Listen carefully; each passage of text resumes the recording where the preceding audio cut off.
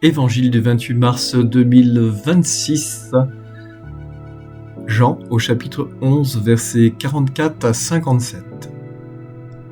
Il y a en nous quelque chose de dispersé, comme un peuple intérieur divisé, des pensées qui tirent dans des directions opposées, des désirs qui ne s'accordent pas, des blessures qui fragmentent notre histoire. Et la parole aujourd'hui vient toucher ce lieu précis. J'en ferai une seule nation. Non pas d'abord à l'extérieur, mais en profondeur. Dieu ne commence pas par organiser le monde, il commence par rassembler ceux qui est épars. Tu es d'abord fils de Jacob, avant d'être chrétien, avant d'être croyant, conscient, avant même de savoir nommer Dieu. Tu es de cette humanité appelée, choisie, travaillée par Dieu. Jacob, c'est celui qui lutte, celui qui fuit, celui qui trompe et qui est trompé, celui qui porte en lui une histoire compliquée. Et pourtant, c'est à lui que Dieu donne un nouveau nom.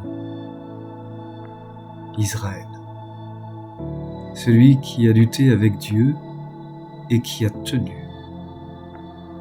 Alors écoute bien, tu n'es pas d'abord défini par tes chutes, ni par tes contradictions, ni par ton incapacité à être unifié. Tu es défini par l'appel de Dieu qui te rassemble. Je les prendrai du milieu des nations, je les ramènerai et j'en ferai une seule nation. Ce peuple, c'est toi. Ce rassemblement commence en toi. Mais cela ne s'arrête pas là. Car Dieu ne rassemble pas seulement ton cœur, il rassemble toute l'humanité, afin de rassembler dans l'unité les enfants de Dieu dispersés. Ce que tu vis intérieurement, Dieu le fait à l'échelle du monde. Tous les hommes, toutes les nations, toutes les histoires, même les chemins religieux différents, même ceux qui ne savent pas encore nommer le Christ. Tout cela est mystérieusement attiré vers une unité plus profonde. Non pas une uniformité, mais une communion. Et cette unité ne vient pas d'un effort humain. Elle naît d'un événement, la croix. Il vaut mieux qu'un seul homme meure pour le peuple. Ils croient éliminer Jésus, mais en réalité, ils ouvrent le passage. Le passage de la dispersion à l'unité. Le passage de la division à la communion. Le passage de la mort à la vie.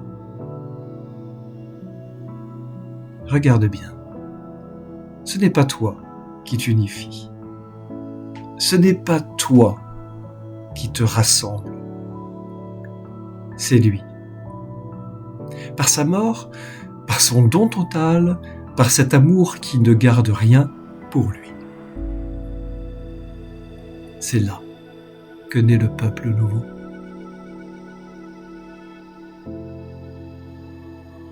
Alors, peu à peu, tu comprends. Être chrétien, ce n'est pas se séparer des autres. Ce n'est pas s'extraire du monde. C'est être attiré au cœur du mystère où Dieu rassemble tout. Tout.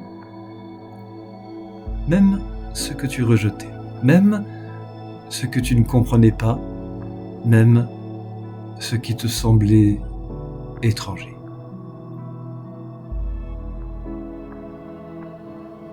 Dans le Christ, il n'y a pas seulement Israël selon la chair, ni seulement les nations dispersées. Il y a un seul corps, un seul peuple, une seule vie.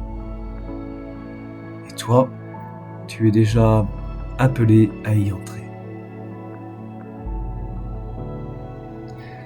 Mais ce passage passe par une mort intérieure, la mort de ce qui te divise, la mort de ce qui te replie sur toi et surtout la mort de ce qui veut exister séparé.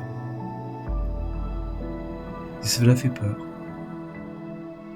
comme au moment où tout semble se défaire, comme au moment où tu ne comprends plus, comme au moment où tu te sens perdre pied. Mais c'est précisément là que Dieu agit, comme dans la prophétie, comme dans l'Évangile, comme dans ta vie. Ce qui semblait dispersion devient rassemblement.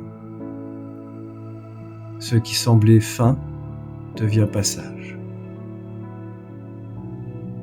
Alors, laisse monter cette prière intérieure. Seigneur, rassemble ce qui est dispersé en moi. Rassemble ce qui est divisé dans le monde. Rassemble ce que je ne comprends pas encore.